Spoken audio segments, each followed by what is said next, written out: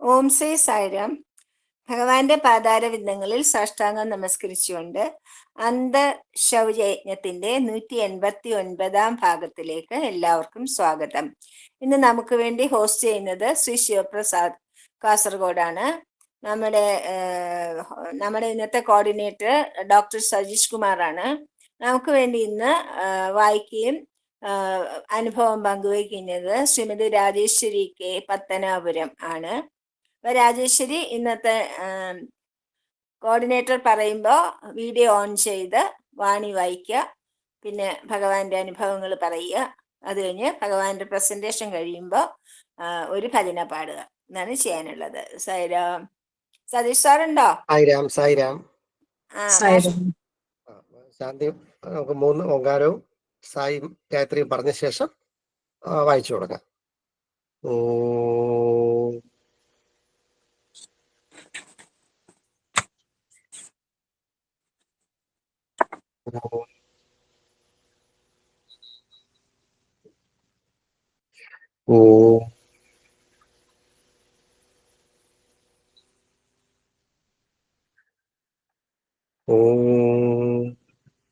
സായീശ്വരായ വിദ്മഹേ സത്യദേവായ ധീമഹി തന്നഃ സർവ പ്രചോദയാത്. ഓം സായീശ്വരായ വിദ്മഹേ സത്യദേവായ ധീമഹി തന്നഃ സർവ പ്രചോദയാത്. ഓം സായീശ്വരായ വിദ്മഹേ സത്യദേവായ ധീമഹി തന്നഃ സർവ പ്രചോദയാത്. ഓം ശാന്തി ശാന്തി ശാന്തി. ഇനി ശ്രീമതി രാജേശ്വരി അത് വീഡിയോ ഓണാക്കിയിട്ട് വായിച്ചു തുടങ്ങിക്കൊള്ളുക. 10 മിനിറ്റ്. സായിരാം. എല്ലാവർക്കും എന്റെ സ്നേഹം നിറഞ്ഞ സായിരാം. ഞാൻ വായിക്കുന്നത് പ്രേമവാഹിനി. അഹങ്കാരം അശാന്തിക്ക് കാരണമാകുന്നു. മനുഷ്യൻ തന്നിൽ പലതരത്തിലുള്ള സ്വാർത്ഥശീലങ്ങളും ഭാവനകളും സൃഷ്ടിച്ച് വികസിപ്പിക്കുന്നത് കൊണ്ട് അയാൾ തനിക്ക് തന്നെ അത്യധികം അസന്തുഷ്ടിക്ക് വഴിവെക്കുന്നു. ഇവയുടെ എല്ലാം പ്രേരണ വരുന്നത് അധികാരം, ആധിപത്യം, ബലം ഇവയെ സംഭരിക്കാൻ ആയിട്ടുള്ള ആർത്തി, ഒരിക്കലും നിത്യവും സമ്പൂർണമാവാൻ കഴിയാത്ത കാര്യങ്ങളിലുള്ള ആസക്തി, ഈ വക നാനാവിധ ശക്തികളിൽ നിന്നാണ്. വാസ്തവത്തിൽ മനുഷ്യന് തൃപ്തി വരത്തക്ക നിലയിൽ അവയെ ലഭിക്കുന്നത് അസാധ്യമാണ്. സർവശക്തി സർവേശ്വരന് മാത്രമേ ഉള്ളൂ. സർവകലകളിലും നിപുണനായി തീരുക, ധാരാളം സ്വത്തിന്റെ ഉടമസ്ഥനാകുക, സർവജ്ഞാനവും ഉണ്ടാകുക, ശാസ്ത്രങ്ങളുടെ നിക്ഷേപമാകുക, ഇതെല്ലാം ഒരു വ്യക്തിക്ക് താൻ മഹാനാണെന്ന് തോന്നിച്ചേക്കാം. പക്ഷേ ആരിൽ നിന്നാണ് അയാൾക്ക് ഇതെല്ലാം ലഭിച്ചത്? അവർ അതിലും മഹാന്മാർ തന്നെ. അയാളുടെ സ്വപ്രയത്നം കൊണ്ടും വേദനയും അധ്വാനവും കൊണ്ടും അയാൾ സമ്പാദിച്ചതാണ് എല്ലാം എന്നുകൂടി അവകാശപ്പെട്ടേക്കാം. പക്ഷേ നിശ്ചയമായും അത് മറ്റൊരാൾ അയാൾക്ക് ഏതെങ്കിലും രൂപത്തിൽ നൽകിയതാണ്. ഇത് അയാൾക്ക് നിഷേധിക്കാൻ സാധ്യമല്ല. എല്ലാ അധികാര ശക്തികളുടെയും ഉറവിടം സർവേശ്വരനാണ്. ആ ശക്തിയെ അവഗണിച്ച് ഒരാൾ താൻ സമ്പാദിച്ച തുച്ഛമായ തൻ്റെതെന്ന് തന്നെത്താൻ അഭിമാനിക്കുന്നത് സ്വാർത്ഥവും ചതിയും ഗർവവും അഹങ്കാരവും തന്നെ. ഒരാൾ ശരിക്കും ശക്തിമാനാണെങ്കിൽ സത്യം, ദയ, പ്രേമം, ക്ഷമ, സഹിഷ്ണുത, ഉപകാരസ്മരണ ഈ വക സ്വഭാവ ഗുണങ്ങൾ കൊണ്ട് അയാളെ തിരിച്ചറിയാൻ കഴിയും. ഈ വക ഗുണങ്ങൾ ഇരിക്കുന്നിടത്ത് അഹങ്കാരത്തിന് നിലനിൽക്കാൻ കഴിയില്ല, അതിന് ഇടമില്ല. അതുകൊണ്ട് ഇവയെ വികസിപ്പിക്കുവാൻ ശ്രമം ചെയ്യുക. അഹങ്കാരം ആത്മപ്രകാശത്തെ മറച്ചിരിക്കുകയാണ്. അതിനാൽ അഹങ്കാരം നശിക്കുമ്പോൾ എല്ലാ ബുദ്ധിമുട്ടുകളും തീർന്ന് അശാന്തി അപ്രത്യക്ഷമായി ആനന്ദം ലഭിക്കും. മേഘം സൂര്യനെ മറയ്ക്കുന്ന പോലെ അഹങ്കാര ഭാവന നിത്യാനന്ദത്തെ മറയ്ക്കുന്നു. കണ്ണു തുറന്നിരുന്നാലും ഒരു കഷ്ണം തുണിക്കോ അല്ലെങ്കിൽ തടിച്ച കടലാസിനോ ഫലവത്തും ഉപയോഗപ്രദവുമായ പ്രവർത്തനത്തിൽ നിന്ന് കാഴ്ചയെ ഇല്ലാതാക്കാൻ കഴിയും. അതേപോലെ വാസ്തവത്തിൽ മനുഷ്യന് എത്രയോ അടുത്തുള്ളതായ ഈശ്വരനെ അയാളുടെ സ്വാർത്ഥമാകുന്ന ആവരണം മറ്റെല്ലാ എല്ലാറ്റിനെയും കാൾ ദർശനത്തിന് തടസ്സപ്പെടുത്തുന്നു. പല മുമുക്ഷുകളും പരിപ്രാജകരും സാധകന്മാരും സന്യാസിമാരും ദീർഘകാല ശ്രമം കൊണ്ട് ത്യാഗം കൊണ്ടും നേടിയ എല്ലാ മാഹാത്മ്യങ്ങളും ഈ സ്വാർത്ഥ പ്രതിപത്തിയിൽ കൂടി വഴുതിപ്പോകാൻ വഴികൊടുത്തിട്ടുണ്ട്. എന്തെന്നാൽ ഈശ്വര സാക്ഷാത്കാരാനന്ദം കൂടാതെ ഉള്ള ശക്തി അടിസ്ഥാനമില്ലാത്ത ചുവര് പോലെയാണ്. വെറും പാണ്ഡിത്യം ഒരു പ്രയോജനവും ഇല്ലാത്തത് തന്നെ. വേദശാസ്ത്രങ്ങളും ഉപനിഷത്തുക്കളും എല്ലാം നിത്യ അനുഷ്ഠാനത്തിൽ ശീലിക്കേണ്ട പഠിപ്പാണ്. അതിനാൽ ഈ അനുഷ്ഠാനം കൂടാതെയുള്ള വാക്സമ്പത്തോ പാണ്ഡിത്യ നിലയോ എന്തായാലും അതൊക്കെ വ്യർത്ഥം തന്നെ. വേദശാസ്ത്രോപനിഷത്തുകളിലെ ഉപദേശങ്ങളെ തന്റെ യഥാർത്ഥ ജീവിതത്തിൽ കൊണ്ടുവരാൻ ഒരാൾ ഞാൻ അറിയുന്നു എന്ന വിചാരത്തിൽ ഉറച്ചു നിൽക്കുകയും ഉണ്മയായ സത്തയിൽ തന്റെ ദൃഷ്ടി പതിപ്പിക്കുകയും അതിനെ ഉത്ബോധത്തിൽ വെക്കുകയും വേണം. എന്നാൽ പരാജയം കൂടാതെ അയാൾക്ക് ആനന്ദം നേടാം. 10 യൂണിറ്റ് മഴ പെയ്യുമെന്നുള്ളത് പഞ്ചാംഗം കുറിക്കുമായിരിക്കും.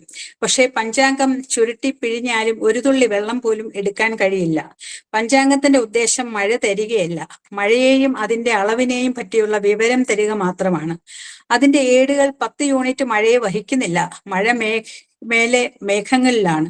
അതുപോലെ ശാസ്ത്രങ്ങൾക്ക് വിഷയങ്ങളെ പറ്റിയുള്ള അറിവ് തരാൻ മാത്രമേ കഴിയൂ. അതായത് തത്വങ്ങൾ, നിയമങ്ങൾ, ക്രമീകരണങ്ങൾ, കർത്തവ്യങ്ങൾ ഇവ ശാന്തിയും മുക്തിയും ലഭിക്കാനുള്ള വഴികളിൽ നിർദ്ദേശം തരിക എന്നുള്ളതാണ് വേദശാസ്ത്രോപനിഷത്തുകളുടെ ശ്രേഷ്ഠമായ സ്വഭാവ ലക്ഷണങ്ങൾ.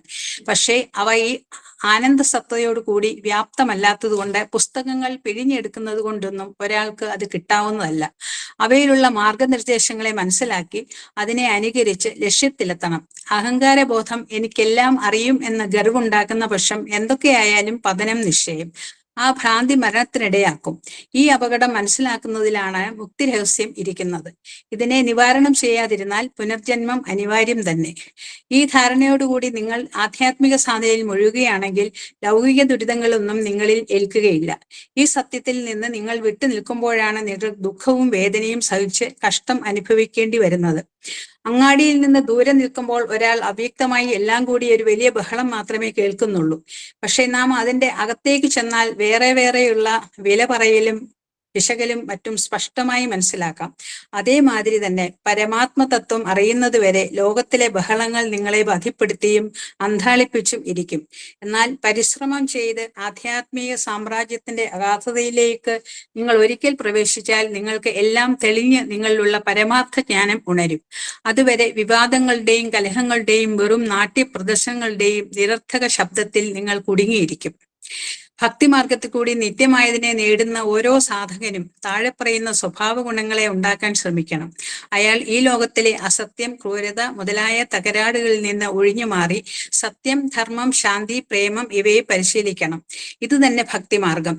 ഈശ്വരൈക്യത്തിനും ലോകക്ഷേമത്തിനും കാക്ഷിക്കുന്നവർ സ്തുതി, നിന്ദ, ബഹുമാനം, പരിഹാസം, സമ്പത്ത്, വിപത്ത് ഇവയെല്ലാം അയോഗ്യമായി തള്ളണം. അവർ തങ്ങളുടെ ആന്തരതത്വത്തിൽ ധൈര്യവും വിശ്വാസവും ഉറപ്പിച്ച് ആധ്യാത്മിക ഉന്നതിക്കായി തങ്ങളെ തന്നെ സമർപ്പിക്കണം. ഒരാൾക്കും അയാൾ ഒരു മഹാപുരുഷനോ ഒരു അവതാരം തന്നെയോ ആയാലും വിമർശനത്തിൽ നിന്നോ കുറ്റാരോപണങ്ങളിൽ നിന്നോ രക്ഷപ്പെടാൻ കഴിയുകയില്ല. പക്ഷേ അതൊന്നും അവർ വകവെക്കാതെ സത്യത്തിൽ ഉറച്ചു നിൽക്കുന്നു. സത്യം ഭീഷണിക്കൊന്നും വഴങ്ങുകയില്ല. വിമർശിക്കുന്നതിലും കുറ്റം പറയുന്നതിലും ആസക്തിയുള്ളവർ കഠിന ദുഃഖം അനുഭവിച്ചതിന് ശേഷം മാത്രമേ മഹാപുരുഷന്റെയോ അവതാരത്തിന്റെയോ യഥാർത്ഥ സ്വരൂപം മനസ്സിലാക്കുകയുള്ളൂ. അതിനുശേഷം അവരും സ്തുതിക്കാൻ ആരംഭിക്കും. അജ്ഞത കൊണ്ടുള്ള ബലഹീനതയാണ് പരാജയം വരുന്നതിനുള്ള കാരണം. അതിനാൽ സാധകൻ അത്തരം ചപലന്മാരും അജ്ഞന്മാരുമായവരിൽ നിന്നും അകന്നു നിൽക്കുകയും അയാളുടെ വിശ്വാസത്തെയോ തീർപ്പിനെയോ പറ്റി അവരുമായി ചർച്ച ചെയ്യാതിരിക്കുകയും വേണം. പുരാണ പാരായണത്തിലും സത്സംഗത്തിലും അയാൾ നിമഗ്നനായിരിക്കണം. പിന്നീട് സാക്ഷാത്കാരം കൊണ്ട് സമ്പന്നനായും ഉണ്മയായതിനെ പ്രാപിച്ചതുകൊണ്ട് ധൈര്യവാനായും അയാൾക്ക് താൻ സ്വയം അനുഭവസിദ്ധമാക്കിയ തത്വത്തിലേക്ക് അന്യ മനസ്സുകളെ കൂടി പ്രയാസം കൂടാതെ നയിച്ച് ഏത് തരക്കാരോട് കൂടിയും ഇടകലർന്ന് പെരുമാറാൻ കഴിയും. കർമ്മങ്ങൾ അനുഷ്ഠിക്കുന്നതിനും ആത്മസാക്ഷാത്കാര മാർഗത്തിലൂടെ സഞ്ചരിക്കാനും ശ്രമിക്കുന്നവർ 3 തരക്കാരാണ്. പ്രയത്നം തുടങ്ങാനുള്ള കഷ്ടങ്ങളും നഷ്ടങ്ങളും ബുദ്ധിമുട്ടുകളും കൊണ്ട് ഭയപ്പെടുന്നവർ. ഇവർ തരത്തിലുള്ളവരാണ്. കുറച്ചു ദൂരം യാത്ര ചെയ്തതിനു ശേഷം പ്രതിബന്ധങ്ങളും നിരാശകളും കൊണ്ട് കുണ്ഠിതപ്പെട്ട് പരാജിതരായി മധ്യത്തിൽ വെച്ച് അത് വിട്ടുകളയുന്നവർ. ഇവർ മധ്യമതക്കാരാണ്. കഷ്ടങ്ങളുടെ പ്രകൃതി എന്തു തന്നെയായാലും വഴി എത്ര കാഠിന്യമുള്ളതായാലും ശാന്തതയോടും ധീരതയോടും ആ മാർഗം ധൈര്യസമേതം അനുഷ്ഠിച്ചു കൊണ്ടുപോകുന്നവർ ഇവർ ഉത്തമ തരത്തിൽപ്പെടുന്നു. ഈ സ്ഥൈര്യവും വിശ്വാസവും അചഞ്ചലതയുമാണ് ഭക്തന്റെ സ്വഭാവ വൈശിഷ്ട്യം. ഈ മായാപ്രപഞ്ച ബന്ധങ്ങളിൽ മോഹിച്ചും ക്ഷണിക സുഖങ്ങളാൽ ആകർഷിക്കപ്പെട്ടും നിത്യപൂർണമായ സുഖലബ്ധിക്ക് വഴി വിട്ടുകളയരുത്. നിങ്ങളുടെ ആധ്യാത്മിക ധർമ്മങ്ങളെ പൂർണ്ണ ഭക്തിയോടെ ചെയ്തുകൊണ്ടിരിക്കണം. വിശ്വാസവും സ്ഥൈര്യവും കൂടാതെ പരമാത്മാവിനെ അറിയാൻ സാധ്യമല്ല. ശ്രദ്ധ പ്രേമത്തിൽ കൂടി മാത്രമേ വരികയുള്ളൂ. ശ്രദ്ധയിൽ കൂടി മാത്രമേ ജ്ഞാനം ഉണ്ടാവുകയുള്ളൂ.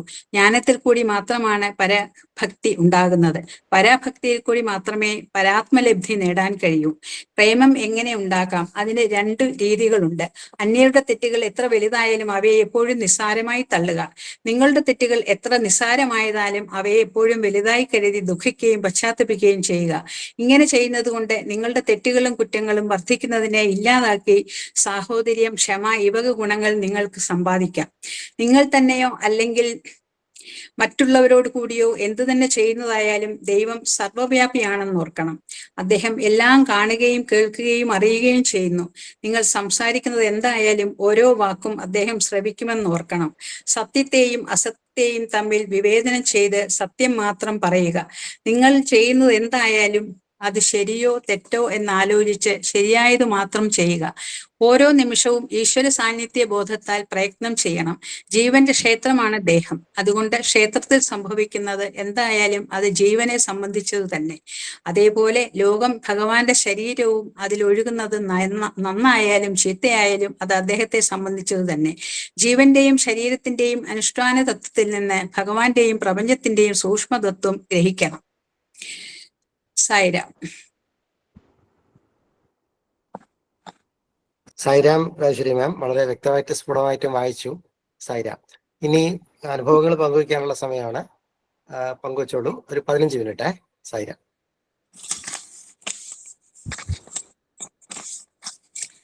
സായിരാം. ഭഗവാനിലേക്ക് വന്നതിന് ശേഷം എനിക്കുണ്ടായ എന്നെ സ്വാമി എങ്ങനെ ഓരോ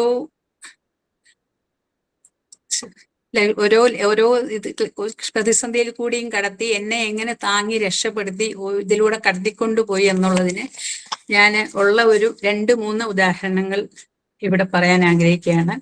ഒന്നാമത്തേത്, ആദ്യമായിട്ട് ഞാൻ പ്രശാന്തി സേവയ്ക്ക് പോയപ്പോഴുള്ള ഒരു അനുഭവം പറയാം. പ്രശാന്തി സേവയ്ക്ക് ആദ്യം 90കളിലാണ് ആദ്യം പോയത്. യഥാർത്ഥ വർഷം ശരിക്കും ഞാനിപ്പോ ഓർമ്മിക്കുന്നില്ല. അപ്പൊ ആദ്യം ഫസ്റ്റ് ടൈം പോവാണ്. അപ്പൊ അവിടുത്തെ കാര്യങ്ങളൊന്നും നമുക്കറിയത്തില്ല. ജനറൽ ഹോസ്പിറ്റലിലാണ് ആദ്യമായിട്ട് കിട്ടുന്നത്. അപ്പൊ ഇവിടെ നിന്ന് നമുക്ക് അതിന് മുമ്പുള്ള ഇതിലൊക്കെ വായിച്ചു തന്നിട്ടുണ്ട്. പ്രശാന്തി സേവ എന്ന് പറയുന്നത് ഒരു വർക്ക്ഷോപ്പ് പോലാണ്. നമ്മളെ എങ്ങനെ നമ്മുടെ ഒരു വാഹനം ഒരു വർക്ക്ഷോപ്പിൽ ആക്കിയിട്ട് അതിനെ സർവീസിന് കൊടുത്താൽ അതെല്ലാം നല്ല സർവീസ് ചെയ്ത് സുന്ദരമാക്കി തിരിച്ചു തരുന്നു. അതുപോലെയാണ് സർവീസിന് പോയാൽ, പ്രശാന്തിയിൽ പോയാൽ നമ്മളെ നന്നാക്കാനും നമ്മുടെ ശരിയാക്കാനും ഉള്ളൊക്കെ ഒരു വർക്ക്ഷോപ്പാണ് എന്നൊക്കെ ഇങ്ങനെ നമ്മൾ വായിക്കുകയും പറയുകയും കേൾക്കുകയും ഒക്കെ ചെയ്ത് കേട്ടതിന് ശേഷമാണ് അങ്ങോട്ട് പോകുന്നത്. അപ്പൊ ജനറൽ ഹോസ്പിറ്റൽ എന്ന് പറയുന്നത് നമ്മൾ സ്വാമിയുടെ ഹോസ്പിറ്റലിനെ കുറിച്ച് നമുക്കും എന്തൊക്കെയോ കുറെ മനസ്സിൽ, സ്വാമിയുടെ ഹോസ്പിറ്റലാണ്, ആദ്യമായിട്ടാണ് അതിനകത്ത് കാലുകുത്തുന്നത്, അവിടെ സർവീസിന് ഫസ്റ്റ് ടൈം ചെല്ലുകയാണ്. അപ്പൊ എന്താണെന്ന് ഭാഷ അറിയാത്തവരുണ്ട്. ഞങ്ങളുടെ ഒരു ഗ്രൂപ്പ് അവിടെ ചെന്നിട്ട് ആദ്യത്തെ ദിവസം, അന്ന് സ്വാമി ഉള്ള സമയം അതുകൊണ്ട് നല്ല സ്ട്രിക്റ്റ് ആണ്. രാവിലെ എല്ലാം അവിടെ ക്ലീൻ ചെയ്യണം. പിന്നെ ഡോക്ടേഴ്സിന്റെ കൂടെ നിന്നുള്ള സേവയാണ്. ഉച്ചയ്ക്ക് ശേഷം വാർഡ് മുഴുവൻ തൂത്തു തുടയ്ക്കണം. അങ്ങനെ ഒരു 4 മണിയാവുമ്പോൾ നമ്മളുടെ അന്നത്തെ പണി കഴിയും. അപ്പൊ ആദ്യത്തെ ദിവസം തന്നെ എല്ലാവരും അവരുടെ ഡ്യൂട്ടി ചെയ്ത് കഴിഞ്ഞ് എല്ലാവരും കൂടെ ഒരുമിച്ച് പോകാനുള്ള അനുവാദം ചോദിക്കാൻ അവിടെ നിന്നപ്പോഴ് അവിടുത്തെ ഒരു മെയിൻ ഡോക്ടർ വന്ന് നല്ല പോലെ എല്ലാവരെയും ചേർത്ത് നിർത്തി ഒരു നല്ല വഴക്കങ്ങ് പറഞ്ഞു. വഴക്ക് പറഞ്ഞെന്ന് പറഞ്ഞാല് നമ്മളിത് എക്സ്പെക്ട് ചെയ്യുന്നേ ഇല്ല. ആരുടെയെങ്കിലും ഭാഗത്തുനിന്ന് എന്തെങ്കിലും ഒരു തെറ്റ് വന്നു കാണും. ഭാഷ അറിയാത്തവരുണ്ട്, പല ഫസ്റ്റ് ടൈം ചെയ്യുന്നതല്ലേ. അപ്പൊ ഈ വഴക്കെല്ലാം കൂടെ കേട്ടപ്പോഴത്തേന് ഓരോരുത്തർക്കും ഓരോ രീതിയിലായി. എന്റെ മനസ്സങ്ങ് വിഷമിക്കുക. കരയുന്ന വക്കിലെത്തി ഞാന്. കാരണം നമ്മൾ ഒരു തെറ്റും ചെയ്തില്ല. നമ്മൾ സർവീസിനെന്നും പറഞ്ഞ് സ്വാമിയുടെ അടുത്ത് വന്നു, ജനറൽ ഹോസ്പിറ്റലിൽ വന്നു, പിന്നെ ഇതെല്ലാം നമ്മൾ ചെയ്തു കഴിഞ്ഞിട്ട് ഒരു തെറ്റും ചെയ്യാതെ ഈ വഴക്കെല്ലാം കൂടെ അങ്ങോട്ട് കേട്ട് കഴിഞ്ഞപ്പം നിരാശയും വിഷമവും സങ്കടവും എല്ലാം അങ്ങ് പറഞ്ഞ് എനിക്കങ്ങ് സഹിക്കാൻ പറ്റുന്നില്ല. ഞാൻ ആലോചിക്കും, അയ്യോ സർവീസിന് വരേണ്ടിയില്ലായിരുന്നു, ഇനിയിപ്പൊ എങ്ങനെ ഇവിടെ സർവീസ് ചെയ്യും, ഇനി മേലാൽ ഇങ്ങനെ ഇവിടെ സർവീസിന് വരാൻ പറ്റുമെന്ന് തോന്നില്ലേ. മനസ്സിൽ കൂടെ പല പല ചിന്തകളും വിഷമങ്ങൾ ഇങ്ങനെ പോവുക. എന്തായാലും 4 മണി കഴിഞ്ഞ് തിരിച്ചു മന്ദിരത്തിൽ പോയി ദർശനത്തിന് കയറാൻ സമയമായി. ഞങ്ങൾ എല്ലാവരും വൈകിട്ട് 4:30-ക്കാണ് ദർശനം. അപ്പം ദർശനത്തിന് കിട്ടിയത് ഭജൻ ഹാളില്. അതും ഭജൻ ഹാളില് സ്വാമി പരവതാനി വിരിച്ചും നടന്നു വരുന്ന നടുവത്തെ ആ പരവതാനിയുടെ സൈഡില് ആ ലൈനിൽ തന്നെ സീറ്റും കിട്ടി. അവിടെ ഇങ്ങനെ ഇരിക്കുകയാണ്. അപ്പൊ മനസ്സ് സങ്കടം കൊണ്ടും വിഷമം കൊണ്ടും നിരാശ കൊണ്ടും എല്ലാം ഇങ്ങനെ വിഷമിച്ചിരിക്കുമ്പോഴ് അതാ 4:30 ആയപ്പം സ്വാമി വരുന്നു. സാധാരണ സ്വാമി ദർശനത്തിന് വന്നാൽ അവിടെ ഫ്രണ്ടിൽ കൂടെ അവിടെ എല്ലാം പോയി ലാസ്റ്റിൽ എപ്പോഴെങ്കിലും ഭജന നടക്കുന്ന സമയത്താണ് ഭജൻ ഹോളി വരുന്നത്. അന്നത്തെ ദിവസം സ്വാമി അതാ നേരെ ഭജൻ ഹോൾ ബാക്ക് ഡോറിലൂടെ കയറി ഇങ്ങനെ വരുവാണ്. അപ്പം മനസ്സ് വിഷമിച്ചിരുന്ന എനിക്കറിയത്തില്ല, അന്നേരത്തെ സ്വാമിയുടെ ആ ഒരു ദർശനം അത് പറഞ്ഞറിയിക്കാൻ പറ്റത്തില്ല.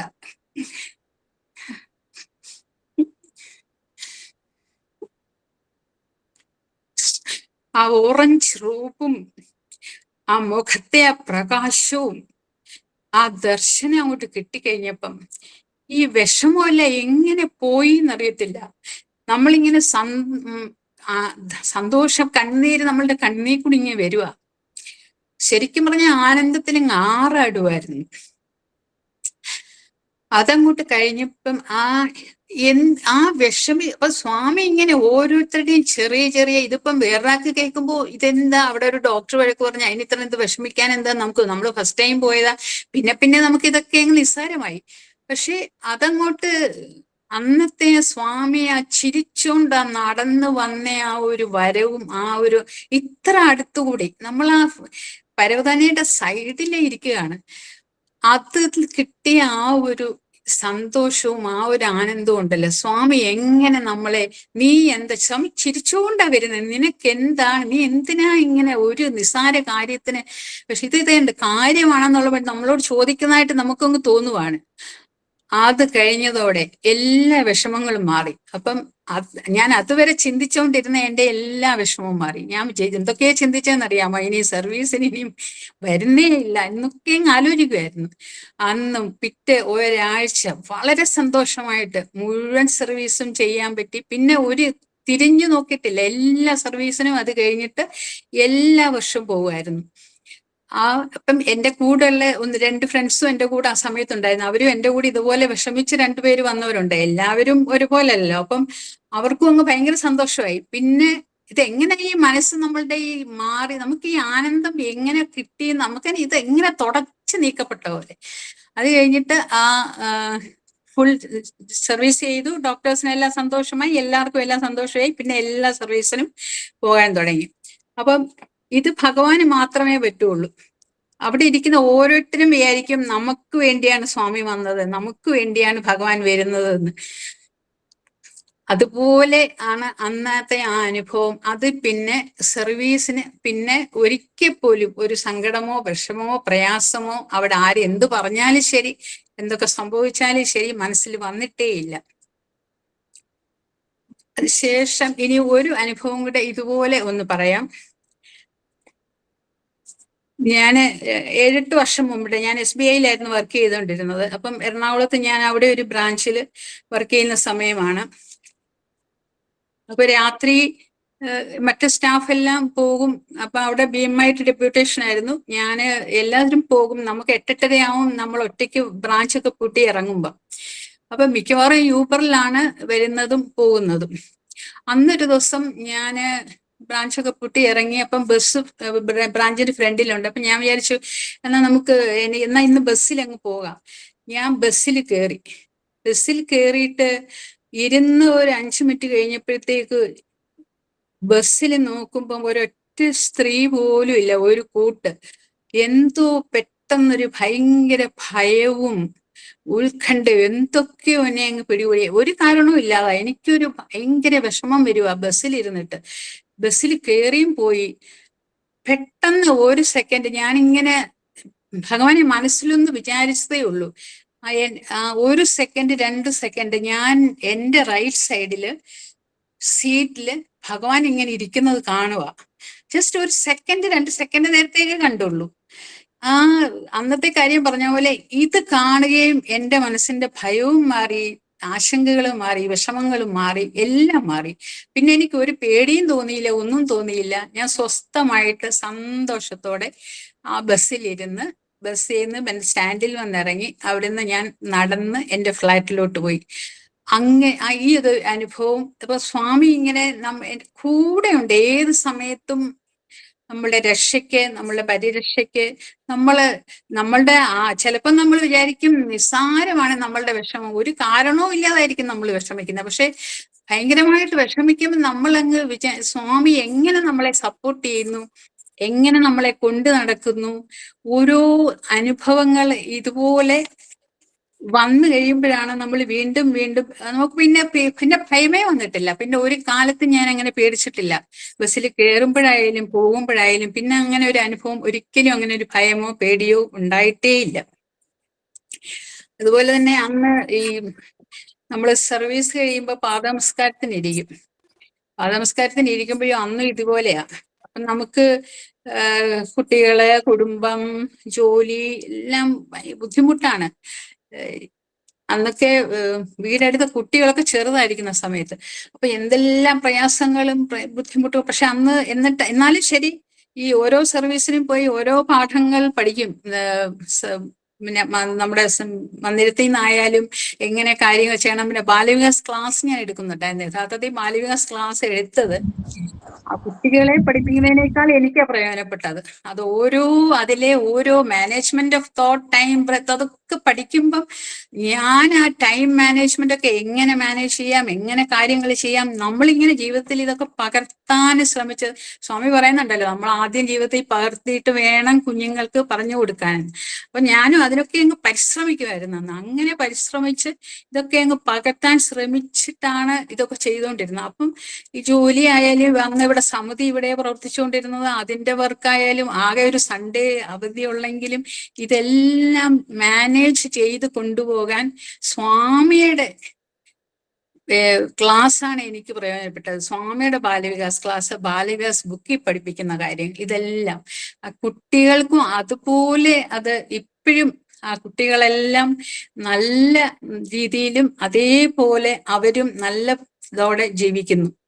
അപ്പം ആ ഒരു അനുഭവം എല്ലാം ഭഗവാന് സമർപ്പിച്ച് അങ്ങനെ ഓരോന്നും പഠിച്ച് അപ്പൊ അതുപോലെ ഒന്ന് ബുദ്ധിമുട്ട്. അപ്പൊ കുട്ടികൾ ബുദ്ധിമുട്ടായ, കുഞ്ഞുങ്ങൾ ചെറുതായിരുന്നപ്പോൾ ബുദ്ധിമുട്ടും എഴുച്ചപ്പ് ഇതെല്ലാം പറഞ്ഞുകൊണ്ടാണ് പിന്നെ സേവ കഴിഞ്ഞിട്ട് ലൈനിൽ ഇരിക്കുമ്പം സ്വാമി ഇങ്ങനെ വരികയാണ് പാദനമസ്കാരം തരാൻ. അപ്പം മനസ്സിൽ 100 ചോദ്യങ്ങളാണ് സ്വാമിയോട് ചോദിക്കാനുള്ളത്.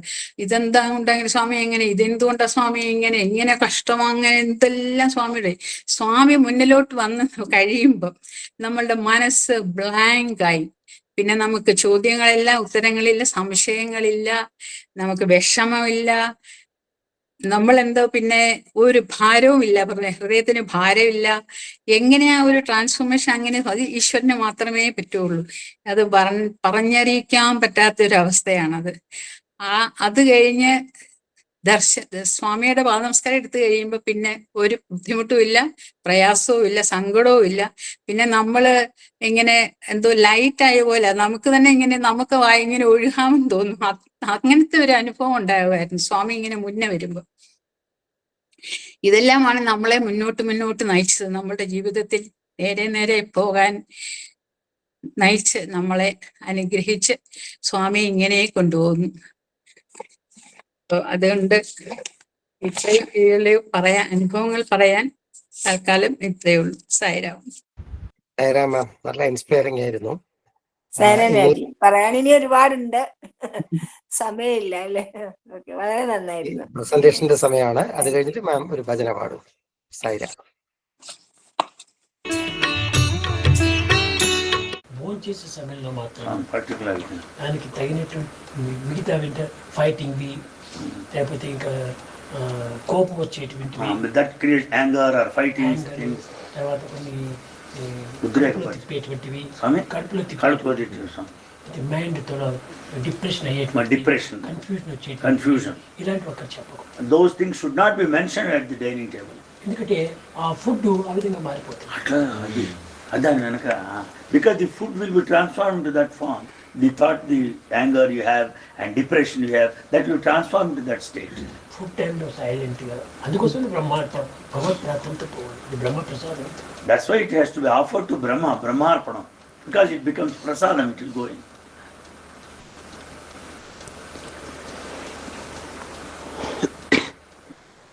కోపడుతూ చేస్తుంటారు. సర్వ్ చేస్తుంది. స్మాల్ బాయ్స్, నీకు తెలియదు కానీ ఒక విలేజ్ లోపల, విలేజ్ బ్రాహ్మణపల్లి విలేజ్ ఈ పక్కింటైనా ఆ పక్కింటైనా ఏదో వాళ్ళ లిమిట్ ఉంటుంది, బౌండరీ, అదే గోడ కాంపౌండ్ వాల్ ఇంటి ముందర. దాంట్లో కొంచెం ప్యానెట్లు చల్లుకుంటారు దీన్ని. Cow dung water they spray there, sprinkle in front of the house. ఇంత లోపల కాకుండా. అవును Swami, they spray the cow dung water so that insects would not get in. ఈ కౌ డంగ్ వాటర్ కు cholera, plague, ఇట్లాంటి insects. Cholera, plague, such things will not be attacked because of this infected, disinfected cow dung water. ఒక దగ్గర వచ్చాలి. One lady did sprayed this. ఆయనకు ఇంకో మొదల నుంచి కాదు. Right from the beginning, they don't sail together. మా బాడలో నువ్వేందుకు చల్లావు? Why did you sprinkle this water in my area? ఇవి చెప్పేసి నీ బాడీకి హద్దే ఉండాలి అని. He said, where? మాట పైన వచ్చేసి. They went on, where is the boundary to your house? And then they were agitated, they are more and more emotional. పోయింది కొట్టుకునేంత వరకు పోయినారు. They were about to fight now to that extent. అంత కోపంగా ఉంటున్నారు. They were so angry. లోపల బిడ్డ ఏడ్చింది, ఊళ్ళో పండబెట్టింది. Little child there in the cradle cried. అయితే ఆ పాపని ఎత్తుకొని వచ్చి పాలకు పెట్టుకొని కూర్చుని జగడ వేస్తా ఉంది. She carried the baby in her arms and yet fighting now with other hand. She's feeding the child. తీసుకుని జగడ వేస్తా ఉంది. And she was fighting. కొంతసేపు అయిపోయిన తర్వాత బిడ్డ చచ్చిపోయింది. అయ్యో అబ్బా, అంత విషయం అయిపోయింది. After some time the child died. అప్పుడే తాగుతూనే The child was sucking the milk. ఈ కోపంతో మిల్క్ కూడా పాయిజన్. అబ్బా. Because of anger, the milk turned into poison. ఆ పాయిజన్ తాగింది ఆ బిడ్డ అక్కడ. And the child sucked the poison and died there. కోపడుతున్న మనిషి ఏడుస్తూ కూర్చుంది. That lady who was angry and shouting started crying now. అంత ఇది, అంత ప్రభావం ఉంటుంది స్వామి. అబ్బా, కోపం అనేది ఫుడ్ లోపల ఆ రకంగా బ్లడ్ అంతా పాయిజన్ అయిపోయింది. The whole blood turns into a poison because of anger. అబ్బా.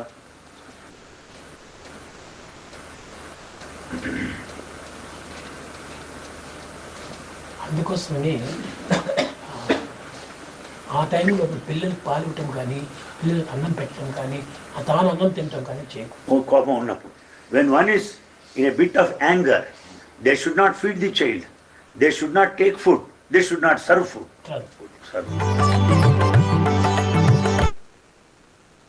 ಮ್ಯಾಮ್ ಇನ್ನು ಭಜನ ಪಾಡಿಕೊಡು.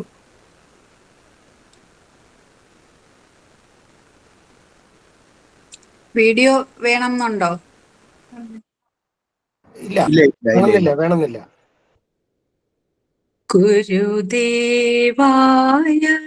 നമോ നമോ, ഗുരുദേവായ നമോ നമോ, ഹേ പരമേശ്വര നമോ നമോ, ഹേ പരമേശ്വര നമോ നമോ, ഗുരുദേവായ നമോ നമോ, ഓംകാരായ നമോ നമോ, ഓംകാരായ നമോ നമോ, ഭക്തിപുരീശ്വര നമോ നമോ, ഭക്തിപുരീശ്വര നമോ നമോ, ജഗദീശ്വരായ നമോ നമോ ജഗദീശ്വരായ നമോ നമോ പ്രശാന്തി ഈശ്വര നമോ നമോ പ്രശാന്തി ഈശ്വര നമോ നമോ ഗുരുദേവായ നമോ നമോ ഹേ പരമേശ്വര നമോ നമോ ഗുരുദേവായ നമോ നമോ ഓംകാരായ നമോ നമോ ഭക്തിപുരീശ്വര നമോ നമോ ജഗദീശ്വരായ നമോ നമോ പ്രശാന്തി ഈശ്വര നമോ നമോ പ്രശാന്തി ഈശ്വര നമോ നമോ ഗുരുദേവായ നമോ നമോ. സായിരാം. സായിരാം സായിരാം. ഇനി സായി ഉപമ. സായിരാം. സായി മഹിമ. സായി ഉപമ. മനസ്സമാധാനം നേടുന്നതിന് വേണ്ടി യാതൊരുവിധ പരിശീലനവും നൽകപ്പെടുന്നില്ല. ആധുനിക സംസ്കാരത്തിന്റെ സംഘർഷങ്ങൾക്കിടയിൽ